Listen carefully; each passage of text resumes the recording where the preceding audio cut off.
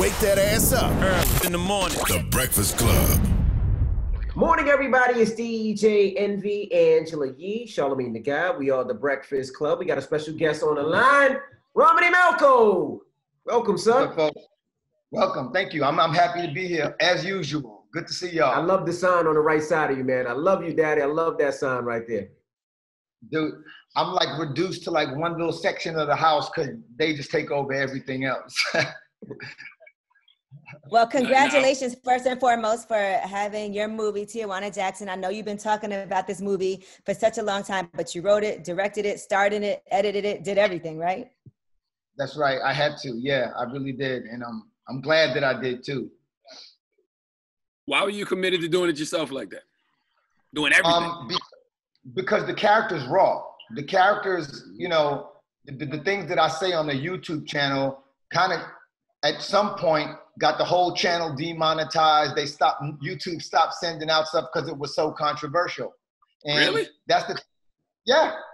And there's this, I've been doing that character on YouTube for at least 12 years. And that's the whole thing. The irony with Hollywood is what they'll do is they'll tell you to tone down the language so that you can reach a broader audience, but then they'll turn around and say that because it's a Black lead, we can only distribute it to urban America. So there's like this contradiction of like watering down your product to deliver your product to the people that you made it for. So it was important, at least for me, in this era of like how all these different digital platforms, to try to at least take a shot at actual ownership. Well, let's talk about Tijuana Jackson for those who may not have been watching the YouTube for the past 12 years. Like who is Tijuana Jackson? What's your vision for him? My vision for him is this. I created the character really because I want to educate a demographic of people who were not afforded this education. They grew up in the same hood that I grew up in the same communities, the same dysfunction I grew up in, never learned about finance, never learned about personal development, never learned about communication, never learned about the preservation of wealth. And I was like, people look at me and they're like, Romany's so damn corny. They won't listen to me. But if I created this character who was funny and like just kind of like overly abrasive, I felt like people would connect better because they wouldn't really be judging me while listening to it.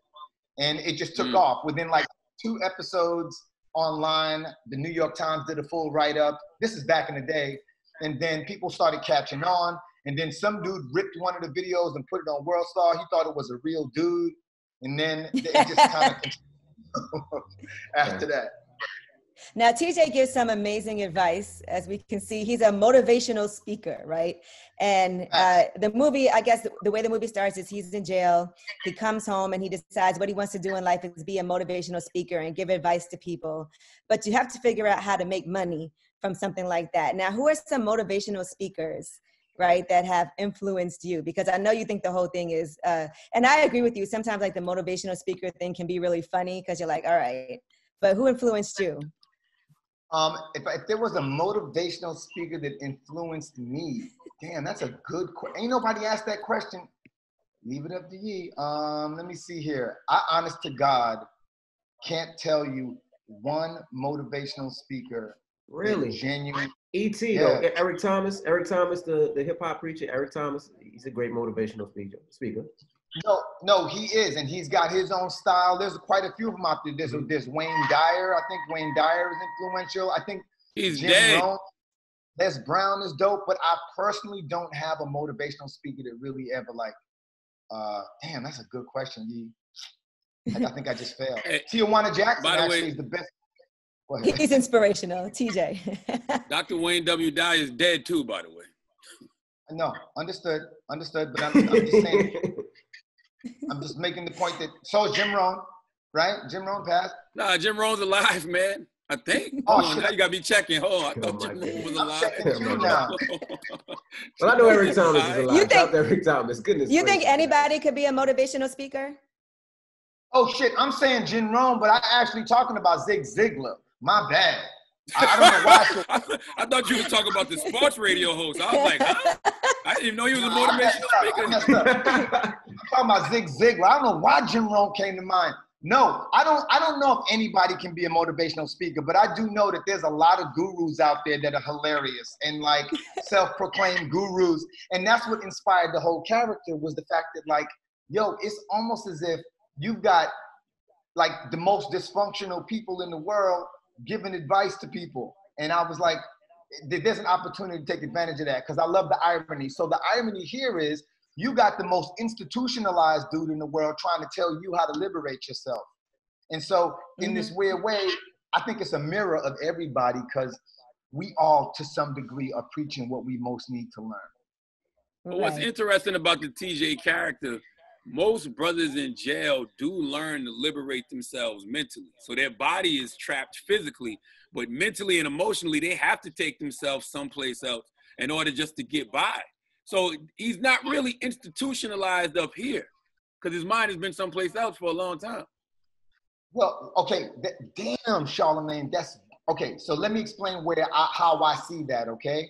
I believe that he had to create an alternative reality in order to be able to sustain his dreams while he was in the inside, right?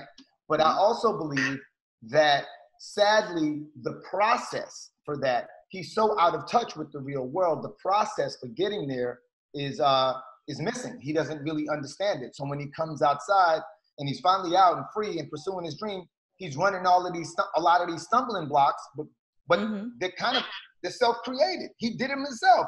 So yeah.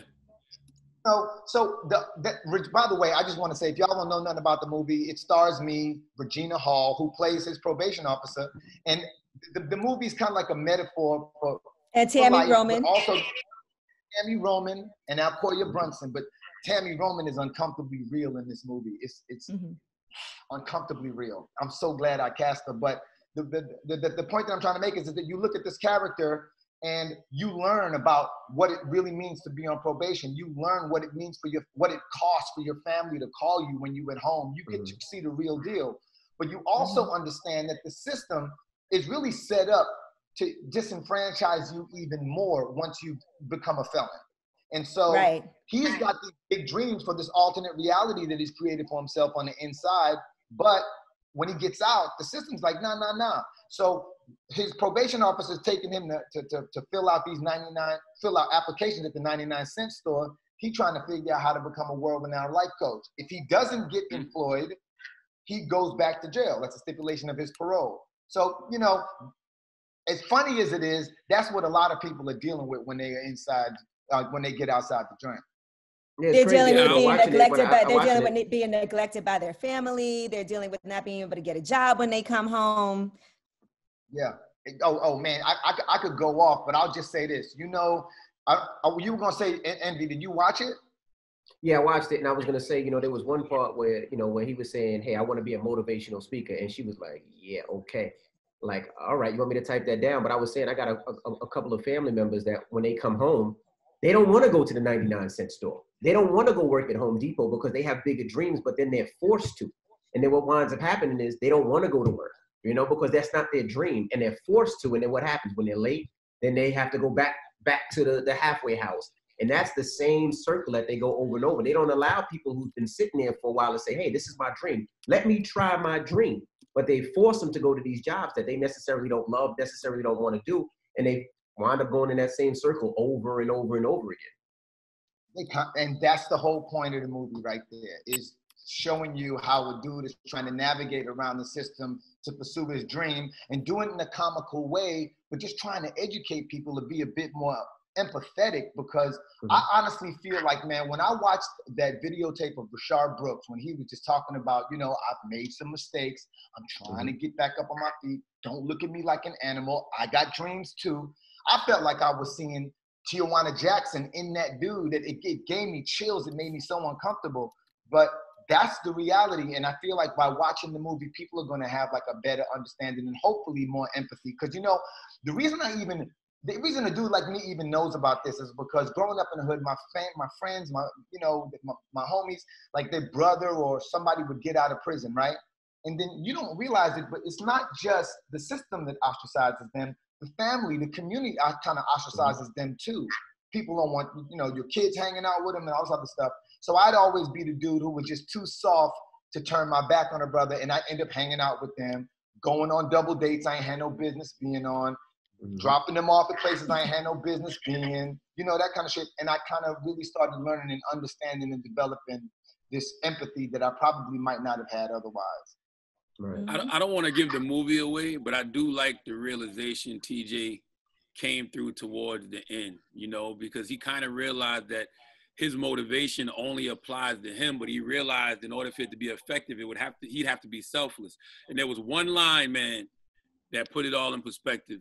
Is when TJ said, when you have to beg a man twice your size to wear a condom, it doesn't do anything for your self-esteem. I had to rewind that because I was like, what the fuck did he just say? But in perspective, it makes so much sense. When you put yourself in TJ's shoes in that moment, it makes so much sense. When you got to beg a man twice your size to wear a condom, it doesn't do anything for your self-esteem. Sounds like you're speaking from personal experience, Charlamagne. Geesh. There's a lot of little funny gems in this movie, so as you can see. But listen, I do want to commend you because I know this has been something that you've been working on for so long. How long did it take you to actually start writing this movie and then get to this finished product? Because it is available July 31st on demand, right? And on Apple TV? Apple TV, it's going to be on Amazon Prime, it's going to be on Vudu, Fandango now, VOD, pretty much any video on demand, you can get it, you know. I would say that when I really got serious and said this is going to happen, it probably took me about 5-6 years total. And I'm not going to lie, there was a moment where I kind of started feeling like I was being seduced by Hollywood and the possibilities of some prominent Black producers in Hollywood who I will not name were expressing mad interest, calling every day, you know, reading the script over and over. And I thought, damn, you know, these brothers might get it. You know what I'm saying? But in the end, I was living in Puerto Rico, and I just kind of had this realization that it was like, I'm kind of Hollywood side chick right now. I felt like the Black Hollywood side chick. I felt like Hollywood side chick as a whole, because I was hearing all these promises, you know, like, oh, I'm gonna leave, and we gonna get a house, and I never really got that commitment from Hollywood, and I realized I was wasting a lot of time by doing that. And when I really gave it thought, I had to sit down and figure out how I was going to make the best product possible. And that's when I decided to start a crowdfunding campaign. My manager called me when I started that crowdfunding campaign, and he said, "Hey fam, I don't think you should do this." I said, "Why not?" He goes, "You know we can get the money. You got interest." He goes, "And it's not a good look for you to be an established actor to be asking fans for money." And I was like, whoa, wait, what? You think I'm an established actor? Because I would have assumed, you know what I'm saying? I was like, I'd assume that by now we'd have raised something, no? And he was like, So we ended up having a little bit more of a talk. And what I ended up doing was I ended up putting in some of my own money, starting the crowdfunding campaign. And the analogy we came up with is sometimes you got to start your own party, put the music on, pour yourself a drink, get on the dance floor by yourself, and then send out the invitations. And that's basically what I did. So how did Will Packer and James Lopez become the EPs then? Because when I saw that, I was like, well, I thought Romany did this himself, but then I saw them as the EPs. It gave it that Hollywood feel. Oh man, I lied. I thought y'all didn't know that. I'm playing. No, the real reason the Will Packer after I made the movie, I shot, wrote, directed the movie, everything, put my own money, financed the whole thing. After I made the movie, I never really was concerned about being in Sundance. I was never really concerned about being in like Tribeca or all these prestigious film festivals. I really wanted to take the movie to the places where people had contributed money. So that ended up being like Florida, Nashville, you know, Brooklyn, you know, and one of those places was Atlanta.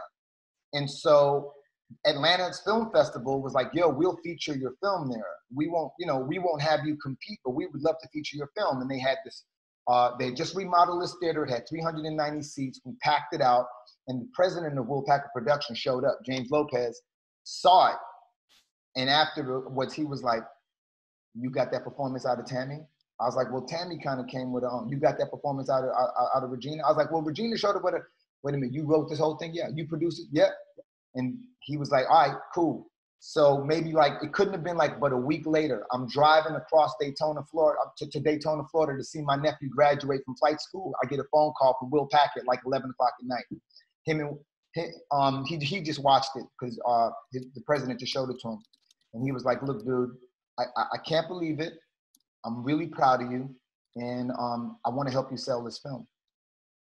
And he came on board, and that was like probably one of the biggest blessings, just because of the game that I've sucked up, the conversations you hear when you're operating as an executive producer versus operating as an actor for hire. How much did the film cost you to make? How much did it cost to make that full film? All together with every single thing, I probably spent about $400,000.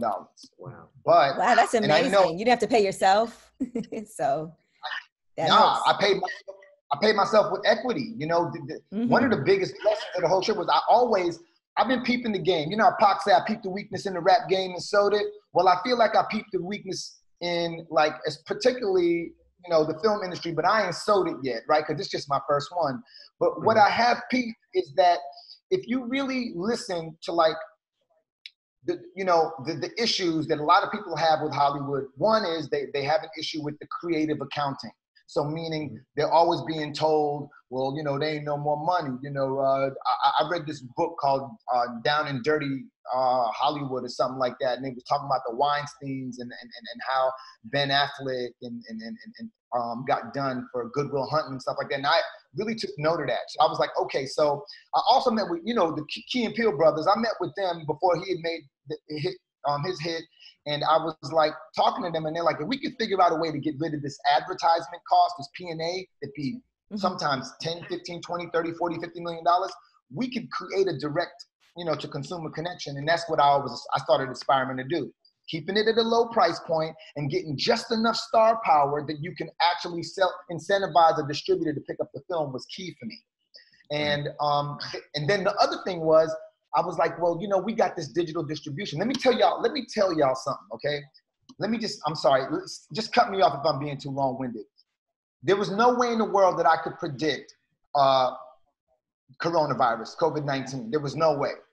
But when we were dealing with distributors, the way that the deal normally goes is you give up the lion's share of the film to distributors, and then they put your film in a friggin' in a bunch of theaters, right? Mm-hmm. And then you get a cut once they have recouped all their money. Not knowing nothing that was gonna happen in the future, I was like, nah, we ain't doing that. We ain't doing that. So the distributor said, okay, I tell you what if we facilitated the deal? What if we just facilitated? Meaning, we'll help you position your movie, we'll take a very, very small percent, but we won't be putting up a whole bunch of money for marketing and all this stuff, right? Because honestly, they never do. And dude, shortly after we said okay and we got our contracts, COVID-19 hit. So just imagine, I would have gave up the lion's share of my movie to be put in theaters when it's impossible now. And we would have been limited. Yeah, we'd have been limited to a digital release anyway. And little to no marketing. So I really feel like this was like kind of serendipitous. And I think that I've been asking for this for a long time.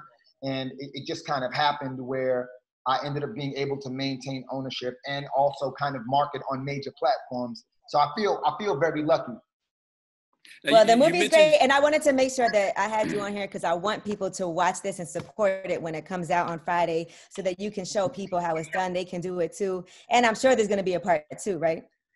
Man, everybody's been asking for a sequel before we ever, like, you know how everybody a bunch of people got to see it this weekend. So we had like a little blow up this weekend because we made it available over the weekend, and everybody's like, one of the number one comments is there needs to be a sequel, and then most likely will. And I swear to you, one of the reasons I want to do this is because I really wanted to figure it out, learn it, and then go and create some kind of thing where people could actually take a template step by step and do it on their own. And the reason it's important, man, is because I don't know if you've ever heard of cultivation theory, but cultivation theory is basically how we like absorb information through media, vegging out, scrolling through our phones.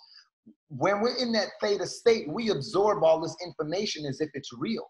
And it becomes, we don't even know how it becomes commonplace in our lives, but it's really because we're kind of in a hypnotic state.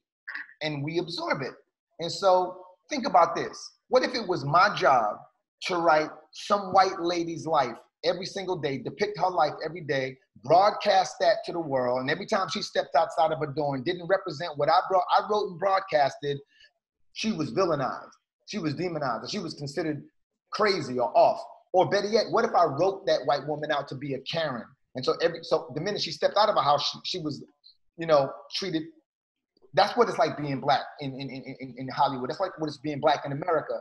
And so because of the fact that digital marketing, right, is kind of taking the forefront now, you don't necessarily need to get the gatekeeper's approval to have your film distributed, right? And it's because of the fact that you don't have to worry about losing your slot in theaters. You ain't got to worry about, well, if my film don't perform this well, I'm going to get kicked out and replaced by the next up-and-coming movie in the box office. You ain't got to worry about that. Your movie's online forever. You can market it for 5 years if you want to. But the point of it is that you get to control the narrative. And that's, y'all know the last time I was on there, all I talked about was the damn narrative. You get to control the narrative. You get to do the authentic depiction. And as a result of that, you get to help in the way in which we perceive life, the way in which how we are oriented, our orientation into business and family and community, because you get to depict it as opposed to it being programmed by someone who's never even walked in your shoes. And so I'm doing this partly because my goal is to help people understand how to do it themselves. Yeah, I feel like it would be a better TV show. I feel like the movie was like a pilot to me. It set it up like a pilot. I think it should go. I think it would be a better series. But you mentioned your nephew in real life. Was he inspiration for your nephew in the film? So Eric. No, little Eric. No. He was, honestly, man, he was kind of like me when I was a kid rolling around with my dad. My dad's one of the most street dudes I ever met. My dad came to Brooklyn and bought Trinidad with him, fam. You know what I'm saying? And so he would hustle and drive taxis with no certification. My dad was just a hustler, and I kind of always felt like I was riding shotgun with TJ. So, little Eric was really me. But I'm so excited that you said you felt like it was the pilot, because that's kind of the point. That's the goal. Mm-hmm. The goal now is to actually be able to go forward and make the Tijuana Jackson TV show. And every single person, when Regina Hall showed up, I never forget, she just looked at me and she looked around, she did a couple scenes, she was like, this is going to series, Ron. This is going to series. Tammy Roman was the first person to say, and she goes, when you ready to learn how to make money on this, let me know. And I was like, oh, okay. Because, she a businesswoman, hands down. And her acting is uncomfortably real through this. I swear to everything. And so that's the goal, Charlamagne. So I thank you for that, because that is the goal. Yeah, because I want to see Mama get that house in the pool. Well, she kind of got it. Yeah, I got the pool. Yeah, I seen that pool. A little bit. It made me want to get a blow-up pool for my backyard too. She need the space. She still need more space. Y'all still on top of each other. She was specific about saying she needed space, so y'all don't be on top of each other. I appreciate you watching this, fam. And you know what? Here's the deal. Here's the real deal. The real deal is that normally in a movie, I would have, Hollywood would have sold this movie up. Mama Jackson would have got the big house, the big pool, and all that. For me, one of the things I want to change about the way we entertain our people is that I don't just want to show A to Z. I don't want to conveniently plug in Z because that's the formula of a movie. I want people to spend more time in the process of psychological development. All of us have spent so much of our lives setting goals, but goals are not nothing. And the reason is because we forget that the reason we are where we are, whether we like it or not, is because of a mindset. So before you can actually implement new goals, you actually have to implement a new mindset. And actually, Charlamagne, I've actually heard you say this in so many words on this show. And so the goal really is to help people understand what psychological development and, as you mentioned earlier, mental health actually looks like, mental wealth actually looks like. And so if I had to skip that part of the narrative so that I could button it up and give people that satisfaction of like, oh, they keep succeeded. One, no one would be asking for a sequel. And two, we would skip over the most important part. And that's what most of us are missing. We seeing A and Z. We ain't seeing everything in between. That's my goal. Every film I make moving forward, that's my goal. And even the show I'm on A Million Little Things, which comes back, this year in October. I took that job specifically because I was like, I want people to really understand what depression means, and I want them to understand the journey that people go through when dealing with it. And I normally don't do network TV because they never got any black writers in the room. And then the role I play ends up being like the 55-year-old white soccer mom, and no one's going to hire me for that performance because that's really all it is. But I took this job specifically because of that message and the fact that it was willing to highlight the process. I was going to ask Regina Hall, what was the process of getting her involved in this film? Man, I ain't gonna lie. I don't want to incriminate. I'm gonna just gunpoint, man. Gunpoint. True. She has a Prius. She leaves the door open. I crawled into the back of that shit, and when she was driving to work, I popped up on her like. Now, can I get? Go ahead. Oh, go ahead. No, you finished, Regina Hall. No, tell us what happened. I really have been telling her about it for years. And she kept saying, I want to play a hood bitch. I want to play a hood bitch. And I was like, real? So what I did was I just basically wrote it in a way that I felt like it would be appealing to her. And then rather than just say, take this job, I went to her and said, I want your notes. Give me your notes on this job. Mm-hmm. And she read it and called me and was like, what's wrong with you, baby? What's wrong with you? Did this come out of your head? This is you? You wrote this? I'm like, yes. You ain't right, baby. You need to talk to somebody? And I was like, no. She goes, yo, I definitely want to do this. And I also think that this character should have more slang. And it was great because the goal was to show that her and Tijuana Jackson were two peas in a pod that ended up on different sides of the law.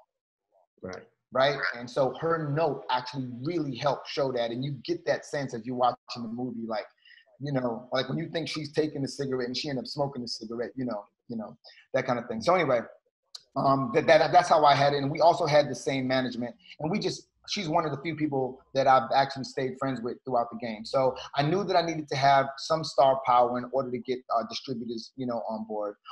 I wouldn't have needed star power now had I had some kind of controversy attached to it. But as you know, I suck at controversy. So I just went ahead with the relationships that I had. You and Regina had a good back and forth in the beginning of the movie that kind of sums the whole movie up, when y'all are arguing about the Wonder Dyke and you like, what happened to her? And she was like, she grew up, basically telling you needed to grow up. Yes, 100%. And that's called theme stated within a certain period of the movie. When you're writing the movie, you always kind of state the theme very early. And so it was her job to deliver that message. And then you have someone like little Eric, driving home towards the last act. And that is what sums up the movie, is that a lot of us don't understand what growing up means, man. We don't. We got these, I hate to say it, but we still trying to rock the fur in the video because we trapped in an era, right? That we didn't necessarily, that might have been our heyday, or that we felt we were closest to our dreams. And so as a result of that, we're afraid to reinvent ourselves, not realizing that by sticking there, we kind of operate from a very selfish place.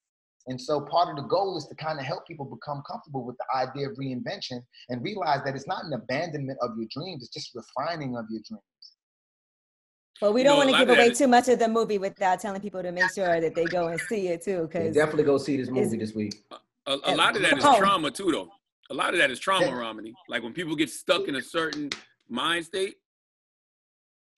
It's post-traumatic stress. That's exactly what it is. And so that's the whole reason that you don't see this happy, over the top, ending. It's because I wanted to help people understand how this brother was working through his trauma. It has a lot to do with identity. I mean, we've obviously had to do it. You don't see that process in a lot of films.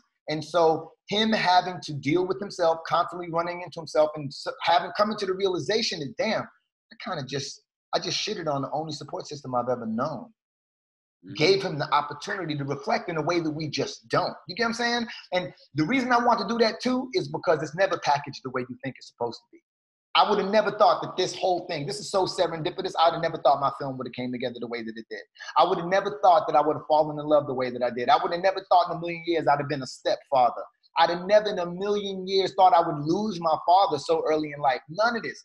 I didn't predict it, but somehow or the other, in this really serendipitous way, it all, if you're built like that, if you allow yourself to accept your trauma and own your trauma, and that's what he says in the film, your pain is your pathway to your success, which I've actually said on the show. Look, man, I'm just trying to make movies that heal, and I don't want to like bore y'all with this, but I'm trying to make movies that heal, and I just feel like that's missing in the game, and I'm about to sow it. There you go.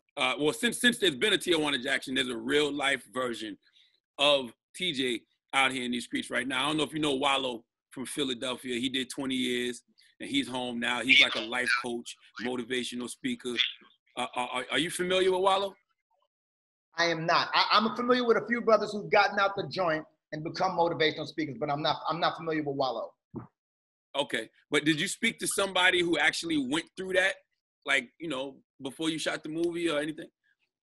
No, I spoke to a lot of brothers who was in the joint, and you just reminded me, I got to call my boy AB. I got to call my boy AB. I feel so bad. My boy called me like days ago, and I didn't call him back.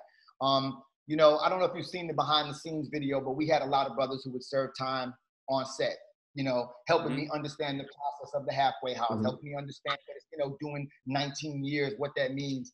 And but none of them had ever really become motivational speakers or anything, or that process, no. And the reason that I didn't, you gotta talk to Wallo. Let me tell you why I didn't do that. I didn't want nobody saying I stole a story.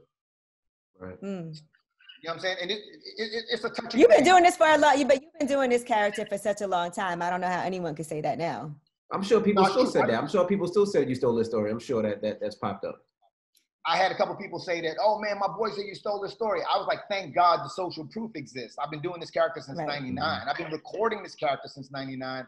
And then I've been on live with this character since 2007. You can go back to MySpace and find Tijuana Jackson shit. No, and I forgot to tell Wallo that, because Wallo did say that to me. Wallo sent me the trailer for this movie, and Wallo said, "It was my story, yo. You stole my story." And I was like, damn. I said, but nobody can do it like you, Wallo, because you actually went through it. But then it did hit me like, yo, you have been doing this character for a long over 20 years, time. Yeah, I have. And look, man, I swear to God, I didn't really make this character to make money. I was doing this shit because I really was like, I want to reach these people like the same way nobody reached my ass. Nobody came to me and said, hey, fam, I know it seems crazy, but when you think of buying a house, you don't got to come up with all the money for the house right away. Or, yo, dude, I understand that people have done you wrong, but if you carry that shit around, it'll age you from the inside out. You got to figure out a way to at least understand that the people that hurt you were most likely hurt as well and probably still in pain. Right. Like, no one told me that. So I was like, how am I going to communicate that to these kids, man, when, you know how it is. How am I going to communicate that to these kids when America is set up? And I'm so blessed because I went to school in Trinidad and Tobago and I went to school in the United States of America. And I'm going to tell you something that really stood out is that in the Caribbean, even if you're poor, you still get a quality education. In the United States of America, your class and your income dictates the quality of education that you receive. And like that stood out. And so knowing that these communities, it's like they're purposely keeping the game from you, knowing that they're purposely trying to keep you ignorant, knowing that they purposely don't want you to know the etiquette of pursuing investors, knowing that they don't want you to know the etiquette of just simply managing the work, a work environment. You remain basically doing the menial jobs. You remain uneducated and kind of, ostracized. And so the game was from the beginning with this character, just kind of to help turn people on and stuff. And here's the irony of that shit. So I'm doing this to help these kids, and I call them kids, but they was like, young adults. Trying to help them have a bigger vision for themselves. They turned around and told me I needed to make a movie with this character. It had never crossed my mind. Not only did they tell me I should make a movie with the character, they told me to start a crowdfunding campaign and that they would finance it. And I did, and they did. So it turns out I'm sitting there trying to tell them how to grow, life coaching them, and they turn around and life coach me basically and give me a bigger vision for myself, which is one of the reasons I say that line in the movie. You got to ask yourself why nigga in the joint can see a future for you than you can see for yourself. That's kind of where that came from. Yeah. Wow. Damn. Well, Romany, we appreciate you for checking in, and definitely go check it out August 31st. Go see it. Now, where can people see it again? I think it's July 31st.